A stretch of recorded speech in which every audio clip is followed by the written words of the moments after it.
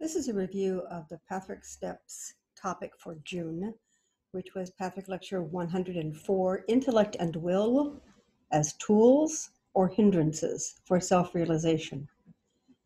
In the past month or so, I've been experimenting with doing a review of what was contributed during the month versus attempting to summarize the lecture on my own. And this is an experiment in process. I'll continue it for a little bit. I cannot recreate the aha moments that happen during the meetings. Those involve the energy of the participant and the particulars of their story. There's a resonance that we get when truth is told. It's not something that can be easily delineated or put into words. It is, in effect, an inner knowing. The guide teaches that this inner knowing is in all of us, but it has become layered with other defenses, solutions, ideas, concepts, needs, agendas, etc. It's buried, but it's there. Now, where we are clear or clean of disturbances, this knowing comes forth easily. I'm constantly using somewhat banal examples of life in reminding people there are areas where your knowing works just perfectly. Yes, but. Well, of course, we're working on the areas that don't work. That's why we're working at it, because it needs a little cleaning. So for the same reason you hire not only a housekeeper, but a deep clean expert to come clean sometimes, or a credit expert if you're mired in credit details, or a financial expert if you're in over your head on financial planning items. For the same reason you call someone in because you've gotten lost, in effect. We call others in. We call friends, relatives, acquaintances. We read, we research, we go to therapy, we go to classes, we go to workshops for the areas where we have gotten lost. So what I'm emphasizing here is to be able to use the tools of those more banal but seemingly easier to fix items in areas where we are lost. Now, in the last 3 or 4 months, we've been focusing back and forth on different lectures that involve 3 personality types, which is basically in Pathwork Lecture 43, and they are reason, will, and emotion. There are no types. This is a method for clearing through the debris and creating 3 piles, and noticing which pile you use the most. It's as if you go through laundry and create 3 piles, and one pile is much bigger than the other 2. That means you wear more tops, or more underwear, or more pants, or more colored versus white, or more cotton versus however you sort your laundry. It is unusual to have 3 piles exactly the same. This is how I approach personality types. The charts that I have online for Pathwork Lecture 43 invite you to go through like a ABC menu of different items and just notice what the preponderance of attributes match what you feel goes on in your life. Reason, will, and emotion is also one of the areas that I feel very free in looking at others because it's not judgmental. It's a matter of what do you use and how do you use it and why do I disagree with that and how can I find a meeting ground. Part of it is to understand that you use certain lenses to see the world and I use different lenses. There is a commonality. It needs to be worked on. So this is the underlying aspect of these 3 lectures. This one focuses on intellect and will because the prior one focused on emotions and feelings. And then in July, we went back to emotions again. It's important to go back and forth so that we can understand the whole, as we are all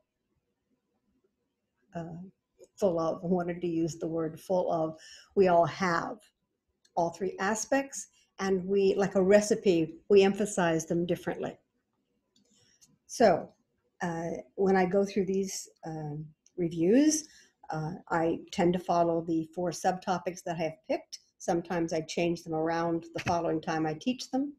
This time they were what obstructs the real self, 3 stages of spiritual awareness, that mankind is in the 2nd stage, and a paradox.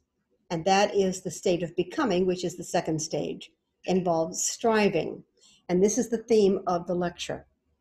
Becoming involves striving. We have to utilize intellect and will to bring up, to hold, to repair, if you will, the aspect of us that's not fully functional or that is functioning badly.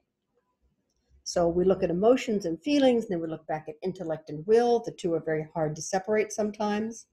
And also ego enters in here because ego will align with the predominant way of doing things. So some of us, our ego aligns mostly with feelings, and some of us with will, some with intellect, some with a team. And the way I describe this sometimes, especially in this lecture, is intellect, will, and ego gang up on feelings. Because to some extent, because the ego manifests on the earth plane, it understands will and intellect because they work with the details of life, with the facts, with words, with figures, with rationalities. Whereas emotion works on a different plane, harder to capture. So this is why when people share, their voices carry the human instrument that I am somewhat entranced by. The human voice as an instrument carries harmonies and tonalities and reverberations and I'm going to use the word harmony again because I can't remember the right word, but it resonates with far more than the words, the archetypes that those words are built around. It resonates with the entire force of our being. So when we repeat someone else's words, they don't carry the same resonance. We can add our own and then they become our resonance. So if we align with a poem, for instance, and we deeply feel its meaning, we can re-resonate that meaning on our own channel of knowing. But if we simply read the poem without understanding it, it sounds flat. And this is my problem with attempting to read to you what happened during the month, is it won't carry the resonance. So instead, I'm going to elaborate a bit to try to bring a larger reality to the statements that were made.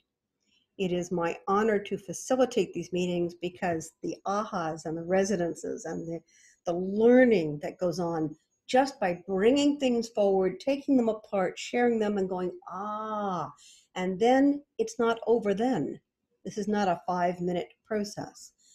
You go take that information out into the real world and you compare it to what's happening. You look more deeply at the complexity of feeling and thought that's actually happening, rather than the sound bites that your mind is able to capture in the moment.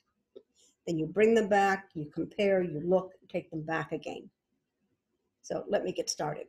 So during each week, it may sound as if people aren't focusing on the subtopic, but I, first of all, don't care.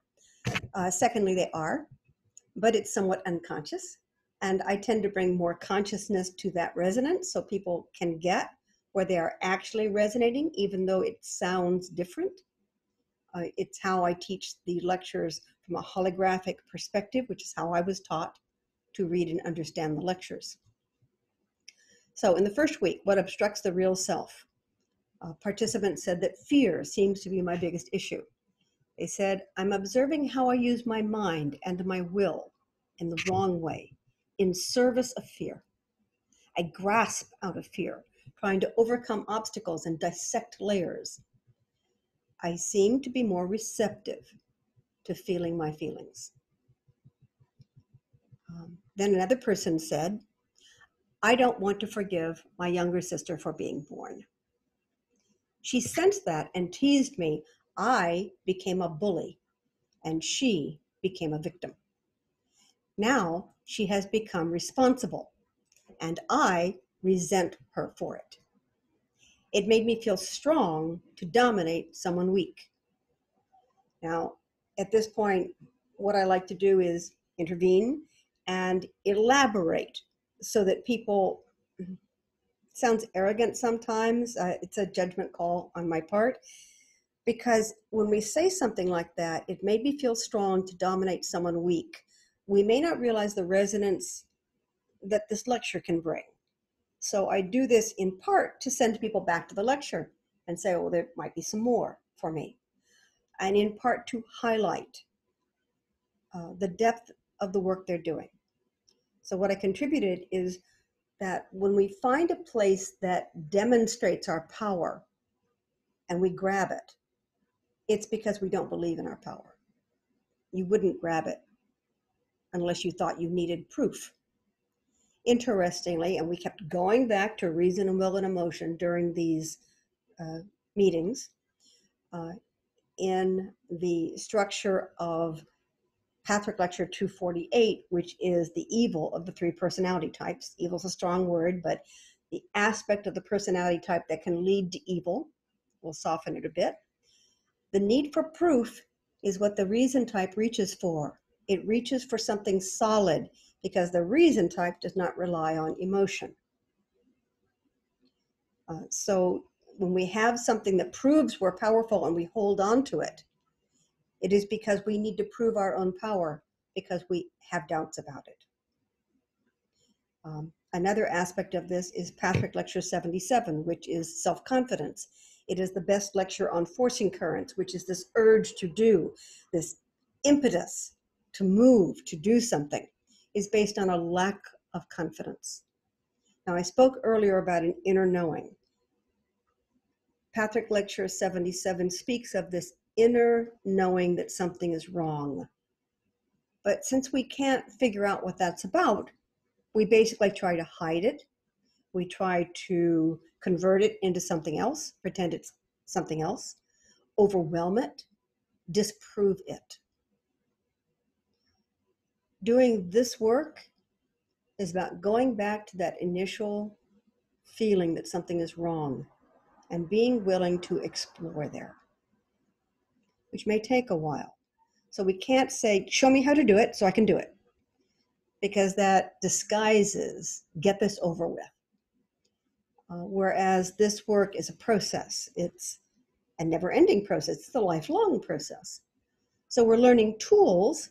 At one point, I analogized this to reading. When we start to read, we read something silly, Dick, Jane, the dog, Spot, not because that's so important, but because we need to get started. So the reading has to be attuned to a kid's level. Small words, short words, easy to pronounce, not full of the diphthongs of a particular language or the unusual spellings of that every language has.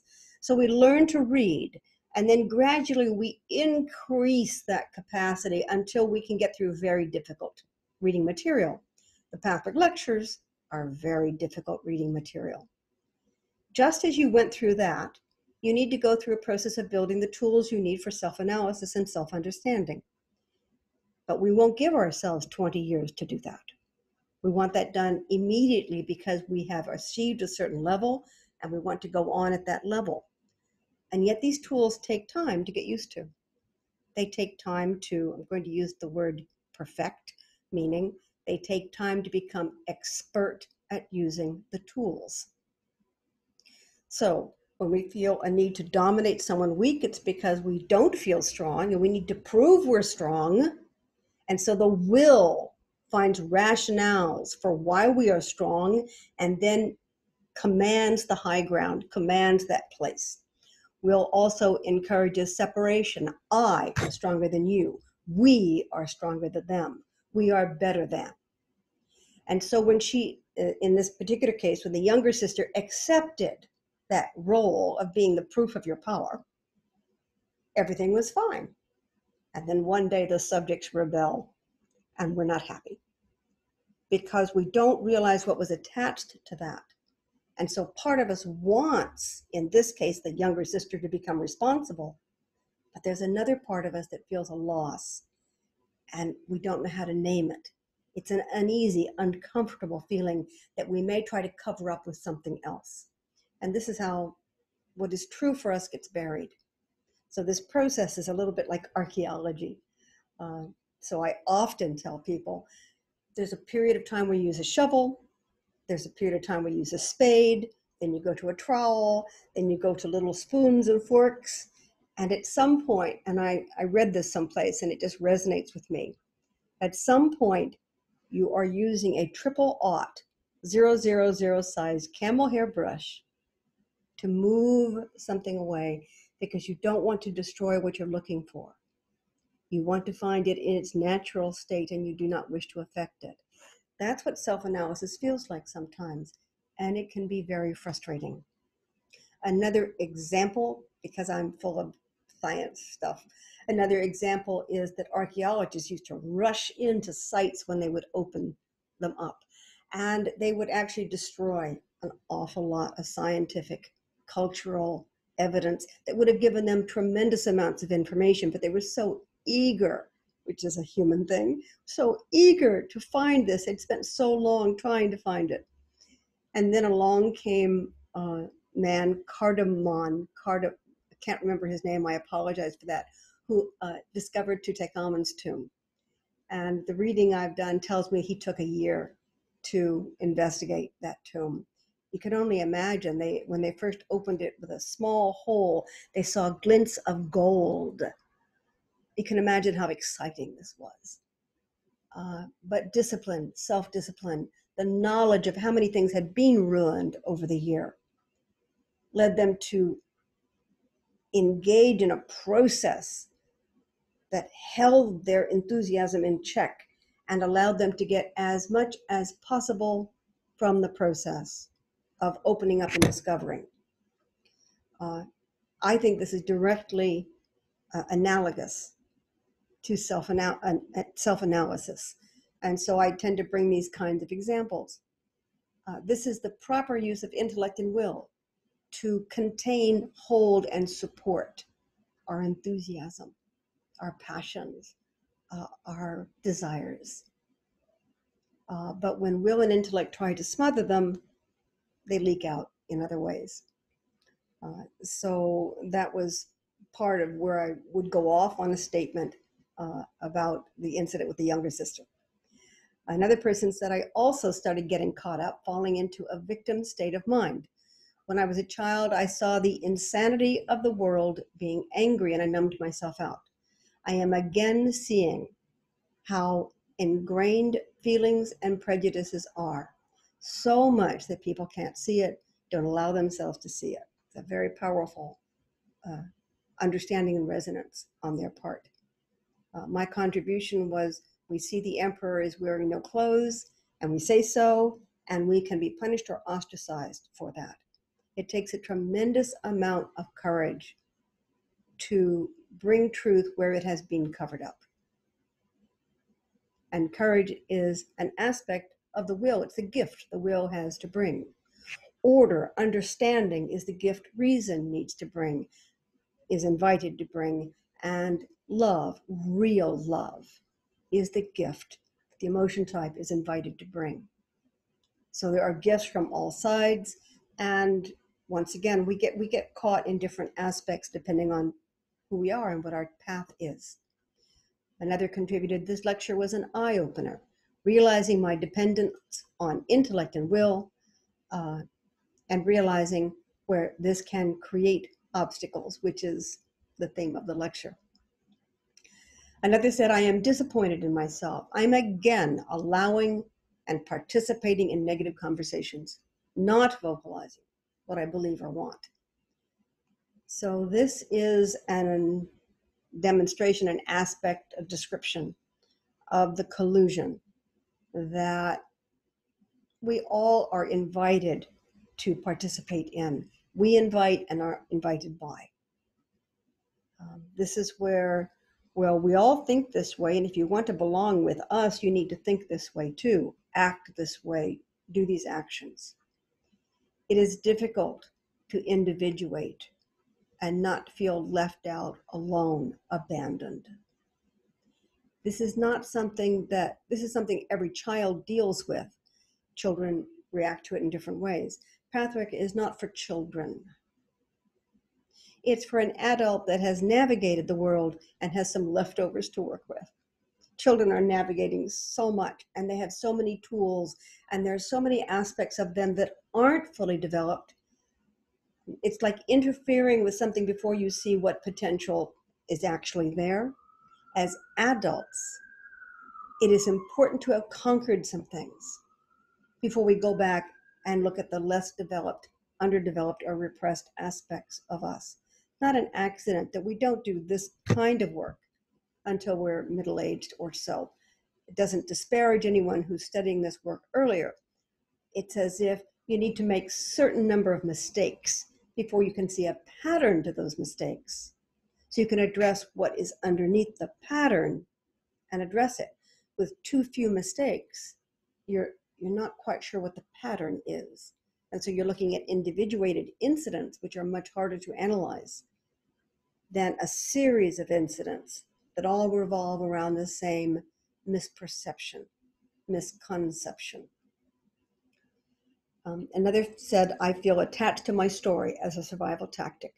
There's lots of denial in my family. I trumpet my truth from the towers, which is a reaction to denial, to burst forward. Now I am looking for a middle way. I'm trying to frame my relationship as, and at that point I would step in, because whereas stepping up to your own truth is important, trying to frame a relationship can be a little bit of a distortion in that we are working with a concept instead of first seeing what the relationship is. Some things don't need framing. So in other words, if I am, the traditional phrase is, I have become a hammer, I'm looking for a nail. Pathwork invites us to become a toolbox. You can still have your favorite tools. You can still have a hammer in one hand and something else in the other. But the importance is to look and see every given situation may require some tools that you haven't used for a while. And it's important to have developed those tools, your ability to use them, to bring them out as appropriate. So one of the things I look for is when I repeat an act over and over again that doesn't get harmonious results, it may mean that I'm using the wrong tools. You need to back off and look at that situation. So this person saw that they were attached to their story and saw the reaction, but did not see how possibly will and intellect wanted to step in and constantly be in the lead here, instead of being able to go back and forth with feeling to make sure they were appropriately used in a given situation. Another person said, I'm addicted to thinking, and I know that gets in the way. I decided to use my will and intelligence to create a direction. Again, that difference can be subtle. You want to use will and intelligence, but the feeling part of us, the genuine, real feeling rather than emotionality, the genuine, real feeling part of us has something to contribute that may be more tuned to truth, and yet intellect hasn't been able to verbalize it. And so intellect will diminish that because it can't work with it. Again, a piece of science.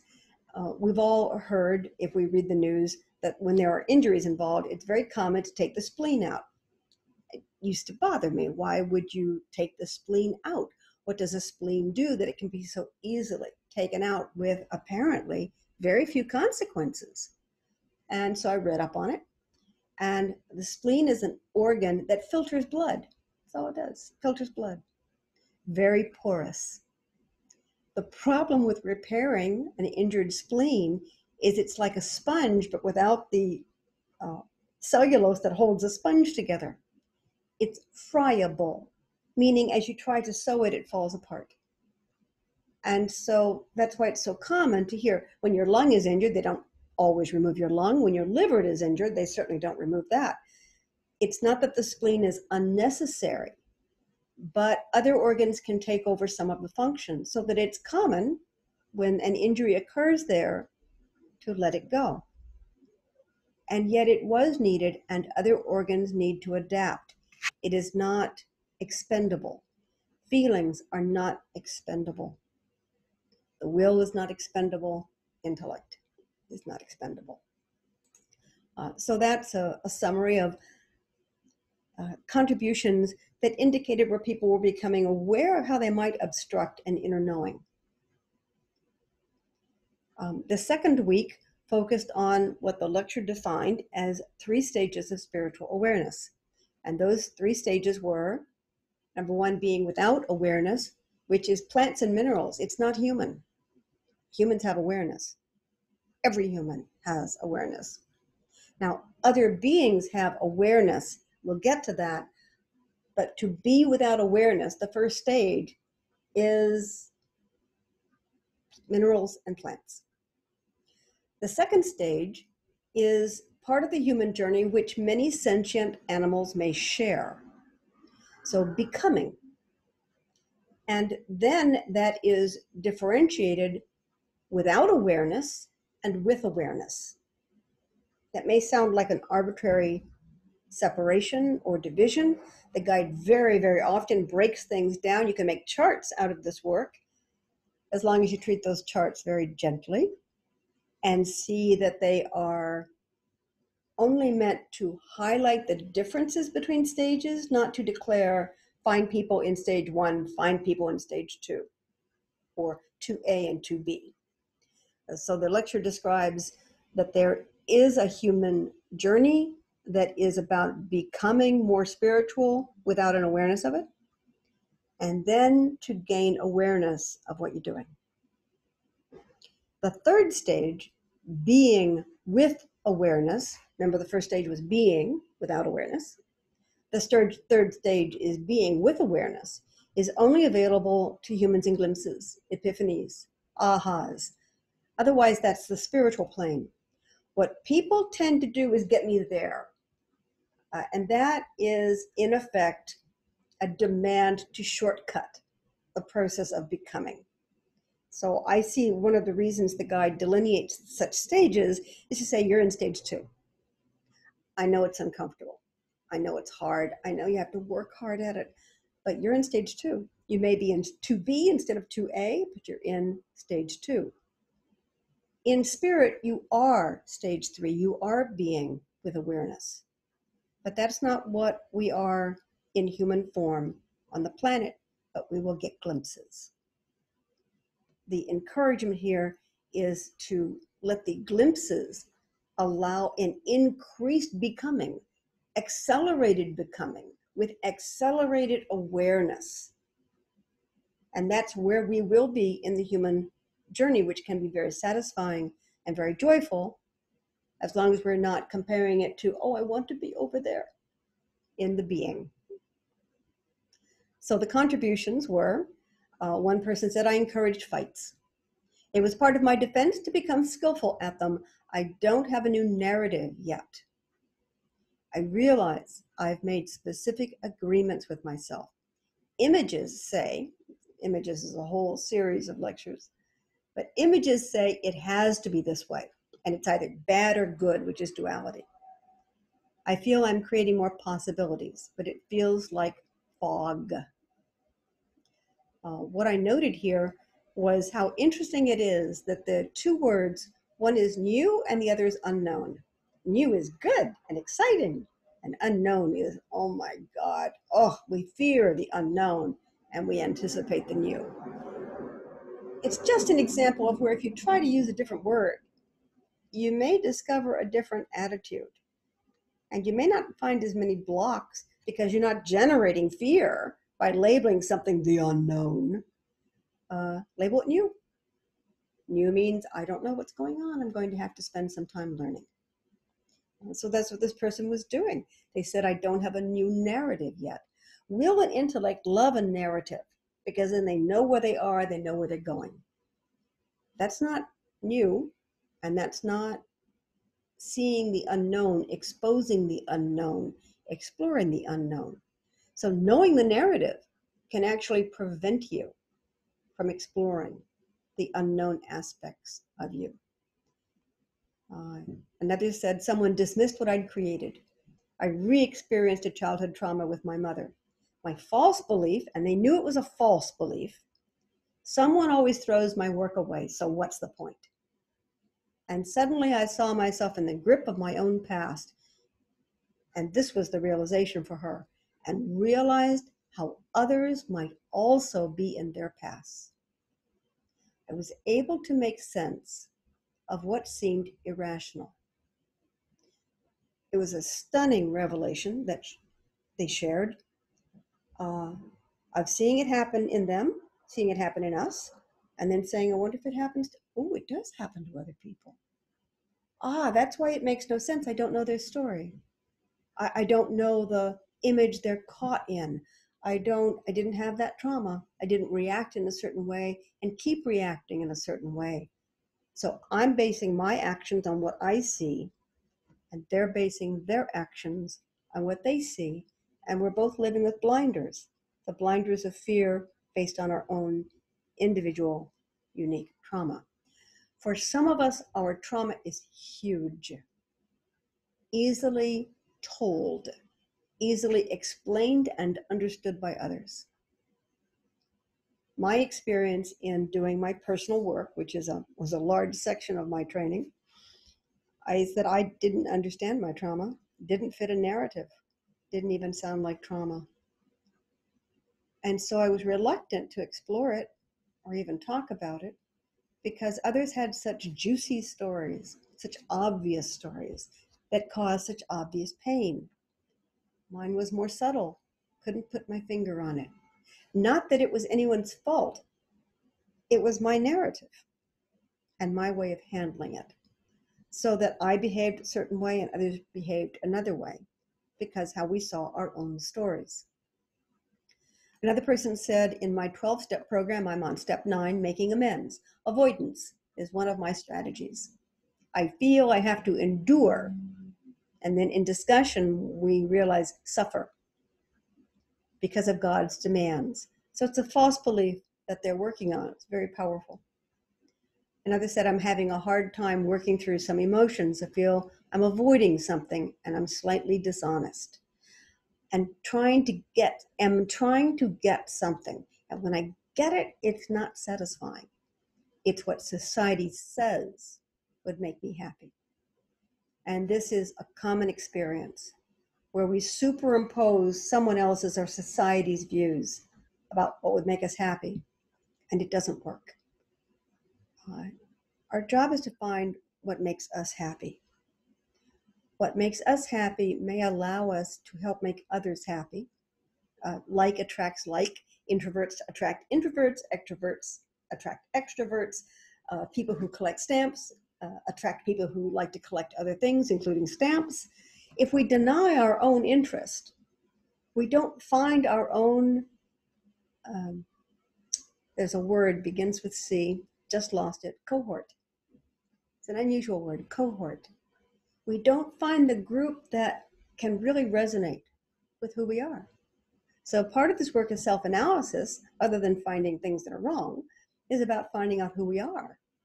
So we can be more of that, more free to be that, and realize that there are some costs involved. We will alienate people who don't like stamp collectors. But if we're a stamp collector, that's already a truth on some level, and bringing it to the surface isn't going to cause much more harm than hiding it. And bringing it to the surface will allow us to inhabit who we are.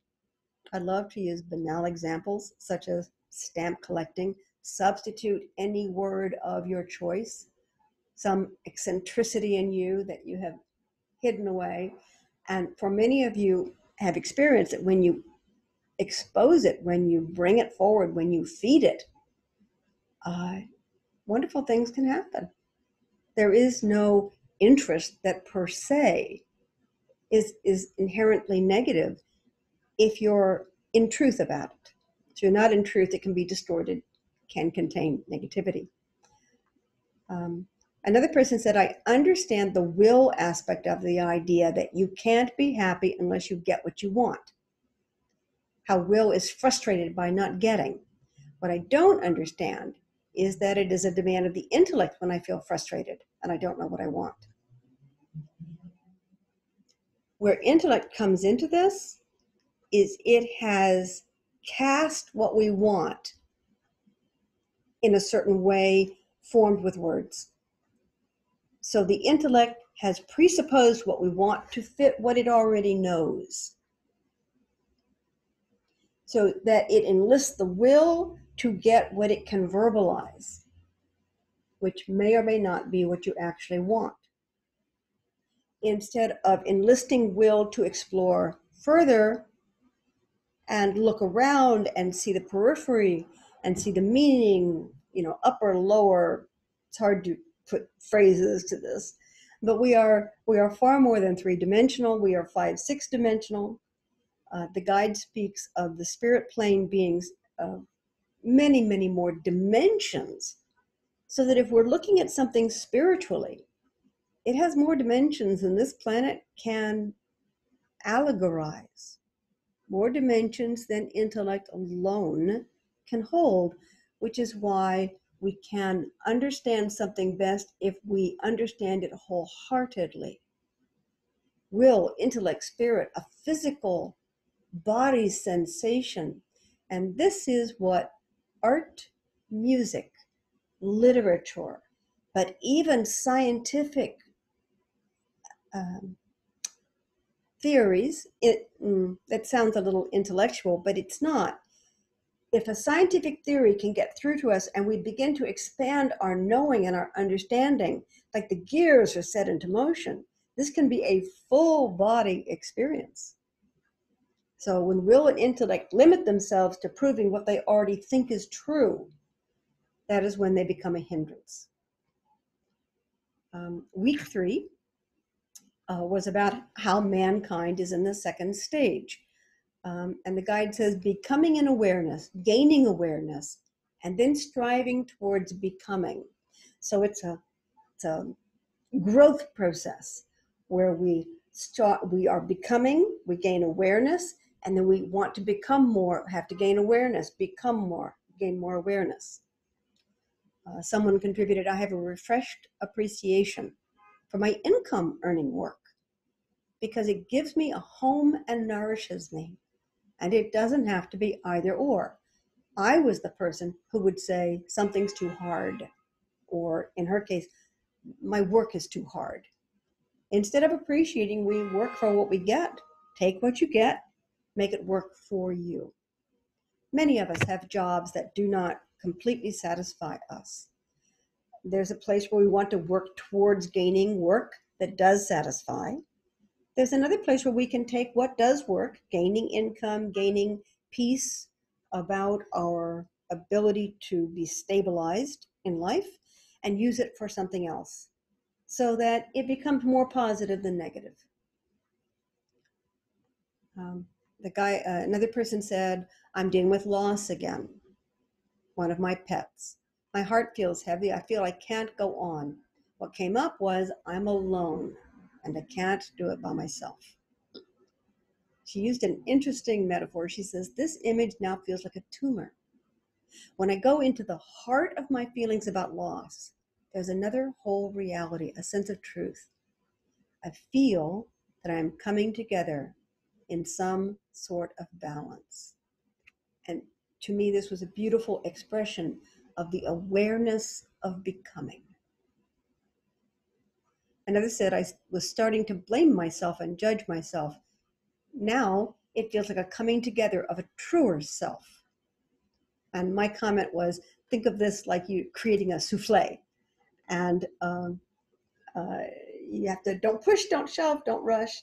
You have to permit a period of rising where you don't open the oven door.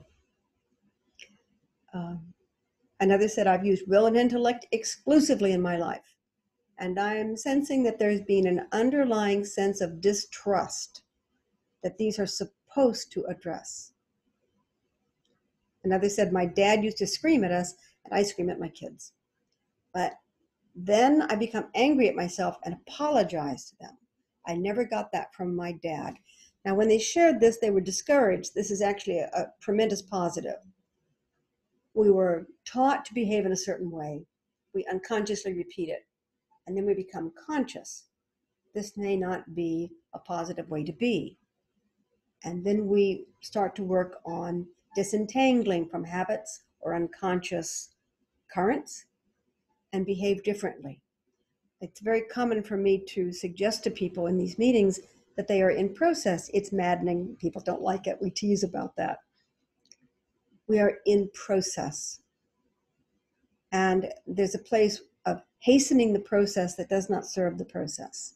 So I go to science and real world examples, and I bring up the idea of a chick trying to get out of an egg. Any chick, any egg, doesn't matter. Crocodiles, doesn't matter. There's a process when a chick tries to break through the egg that is allowing the chick to fill its lungs and to connect nerve endings in the muscles that it hasn't been using and get blood flow going. And a cliche is that if a child who is impatient and wants to see the chick breaks the egg open so that the chick can emerge quickly and easily, a chick will often die because the process has been short-circuited. And there the chick is with no ability to pump blood to its muscular structure and no impetus to do so. And because the animal relies on instincts, it doesn't know what else to do. It had a built-in mechanism for releasing out of the egg in a healthy state, and the mechanism was interfered with. Now, as humans, we can pick up from there. We can compensate, but this is the difference between a chick and a human being. Even as human beings, we might be able to help the chick, but that's not the point of my story. So again, being in process, we may be in a period of awareness, and we may not yet be able to act upon our awareness. We need the awareness before we start to act. Acting without awareness is not going to help very much. Another said, when I don't live up to my idealized self-image, which is Pathwork Lecture 83, my negative intent punishes me. It's a great observation. If you can't be perfect, you're bad and we're going to scream at you.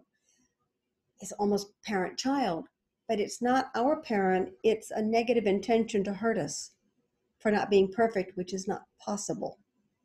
So the concept of the idealized self-image is here's the ideal and I need to already be there, or at least hide any evidence that I'm not there. And it is a disservice. Everybody has ideals, places we want to be, people that we admire, and we say, I'd like to be that person. And we need to get on the road of becoming that. But is in the becoming is not yet fully being. And that's the differentiation of these stages that the guide is talking about. Another said, I've realized that I don't really believe knowing will come to me. I keep imposing a timer on the process. This is an example where the timer discourages us. It makes us hurry and not be fully in the process that we need to be in. It's a demand that we know before it's time to know. It's not helpful. For instance, if you told a child that was 2 what you expect from it at 4, you could try to force those actions on the child, but in old-fashioned child rearing, we have learned through that mistake that truncates the ability of the child to truly be there. It's a plastic kind of learning, a forced learning that does not allow the other elements that the child needs to fully inhabit the 4-year-old state of consciousness to develop.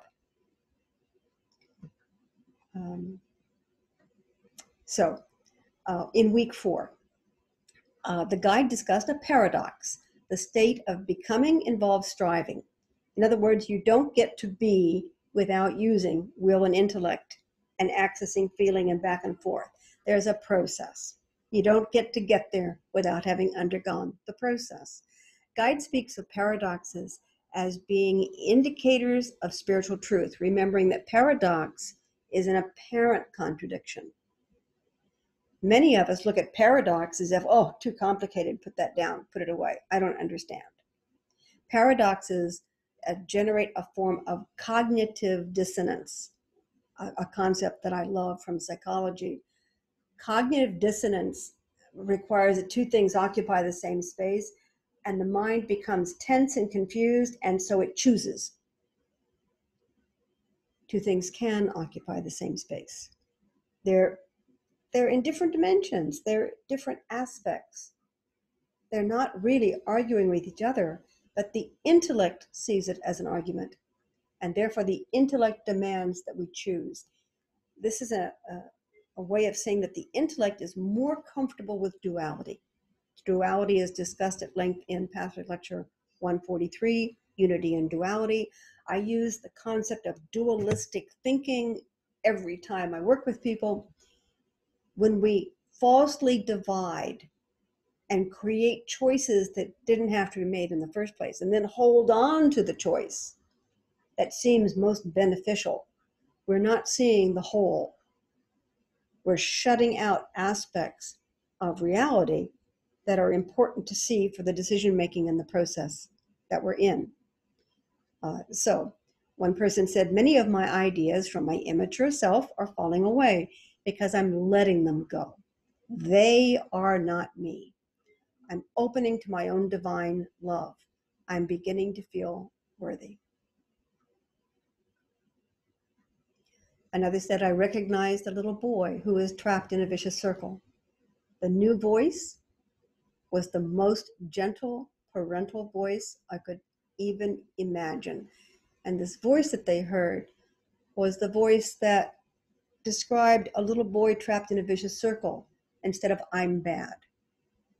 So it enlarged the I to include an observer self, an observation that they then described as a gentle parental voice, more gentle than they had been able to imagine in past. Another said, to free my soul, I must use the mind in the right way. I've been trying to force to use the tools that I already have to get, and I added the word already want. So they said to use the tools I already have to get what I want. But it's not what they want, it's what they already want rather than what they may want. But what they said was it was comfortable.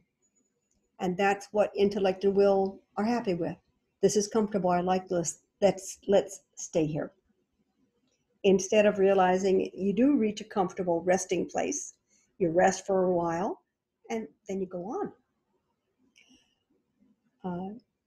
Another said, now it feels nauseating to want to be placed above others, wanting to be valued above others. So it's a shift from something they remember. I used to want that very much, and now it's nauseating. It's a terrible thing to want.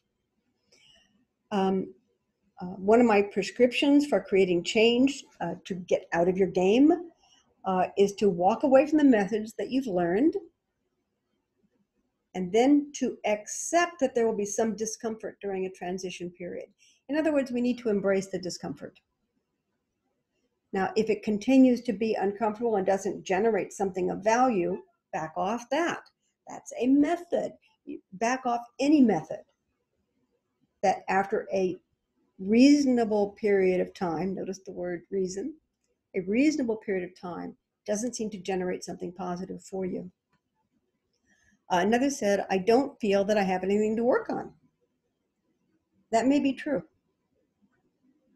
Without our conscious awareness, we may be in a state of integration. Integration may be something we don't sense, can't name it, can't describe it, and therefore we can't use it as a justification for why we shouldn't take on something new. This is where it's important to listen to an inner knowing that we can translate as, don't worry about it, not now. But there are other voices in us, other aspects of us that are saying, don't worry about it, not now, because we don't want to do the work. And so this process is about listening to the inner feedback that you get and determining which one is clean, which one comes from your deepest inner self, and which one comes from a less enlightened aspect of you.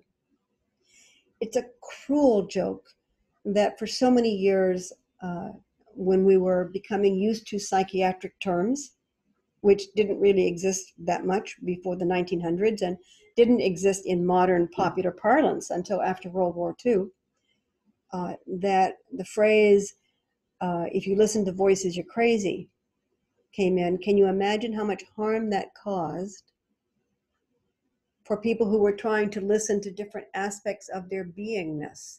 The idea that that was an indication of insanity. The differentiation is this.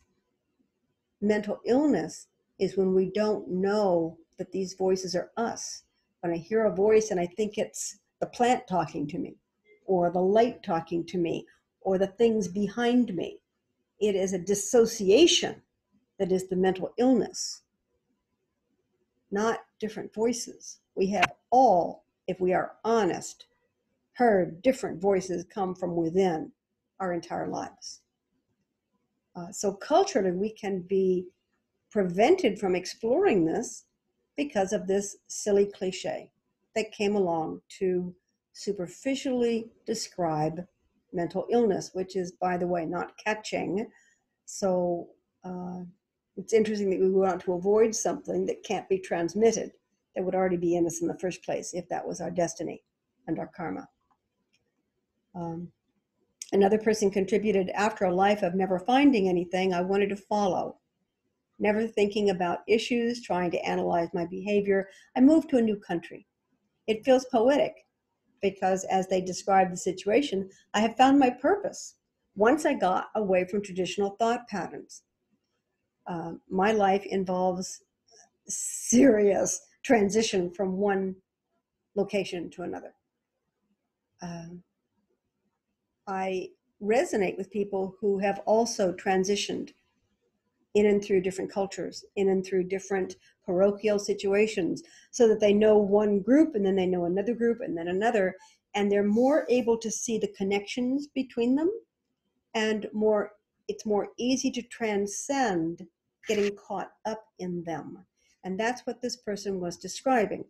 Not that this is necessary or inherently good, it just is. That once they got away from traditional thought patterns, they began to see their purpose, which had been trapped by artificial limitations. Every society builds up a series of artificial limitations. They are meant to support us. That's the positive intent, to support us. And at some point they become suppressive. And the result is we don't think past what we're invited to think. Another said, I've realized that the reason I am afraid all the time is that I believe God's going to punish me. I've sensed this before, but it's bigger this time.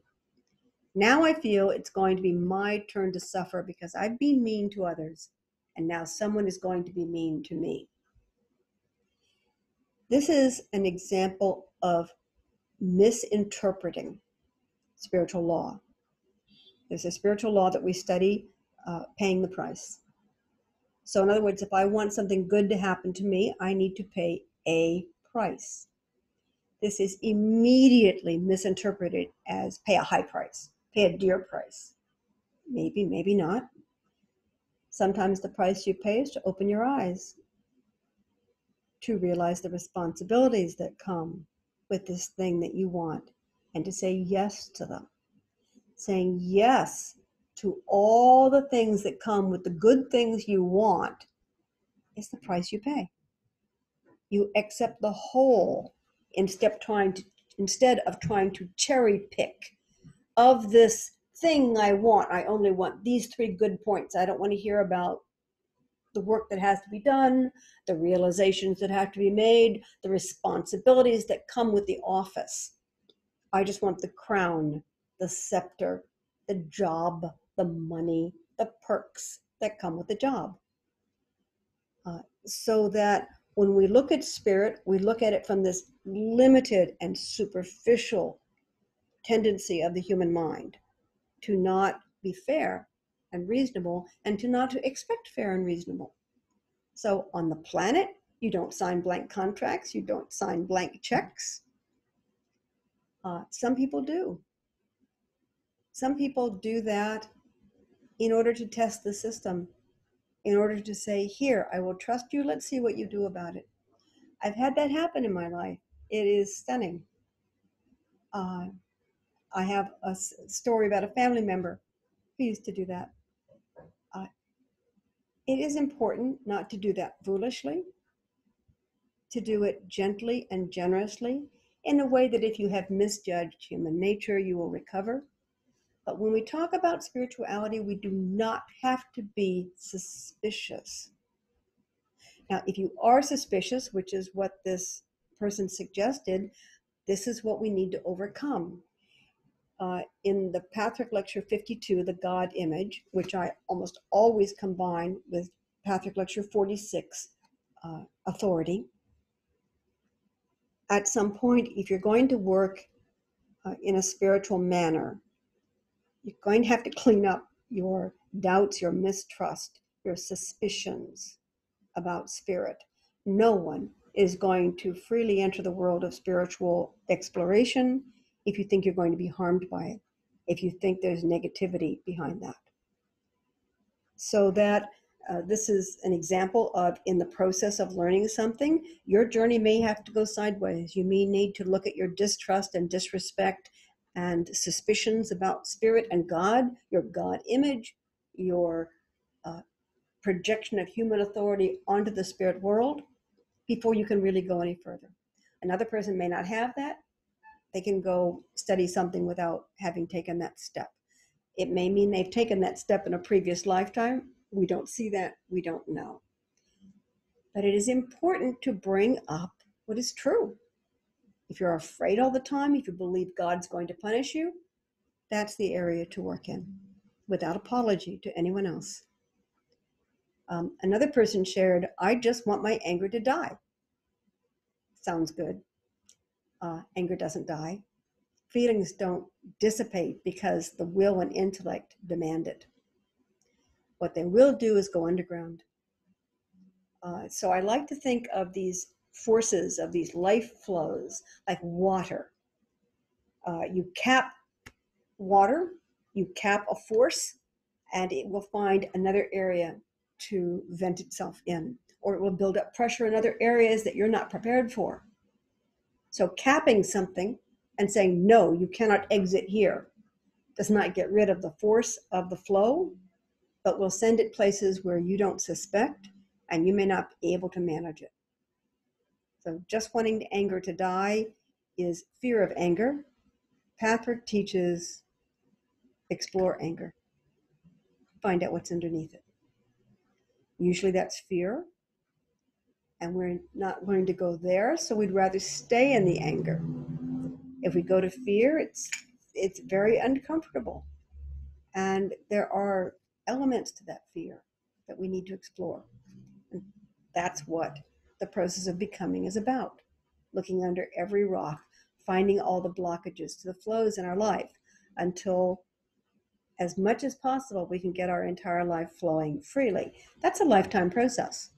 I am working on it. I've been doing Pathwork for 30 years. I've been teaching it for 20 odd. I'm still doing the work. I've got a lot of my life unblocked, and there's still blockages. And it's almost joyous to find one, because I know what the result will be. More freedom, more flow, more bliss, and more joy. So that's a summary of what was explored in Pathwork Lecture 104, which is will and intellect, intellect and will, as tools or hindrances for self-realization. These notes in their entirety will be posted on my website, as will the video link, this video link. And the self-study guide is there as well, if you'd like to take a look at it. But my goal, as always, is to get you to read the lecture, because all of this is just my desire to introduce, to entice, to show you what's there, and because there's a lot of text in the Pathwork lectures and we can get a little bit lost. So I attempt to delineate and outline, and some of you don't need that. So please do consider taking a look at the actual lecture itself. Thanks for listening. I appreciate your interest in your self-development. It is a joy to participate in that. Thank you.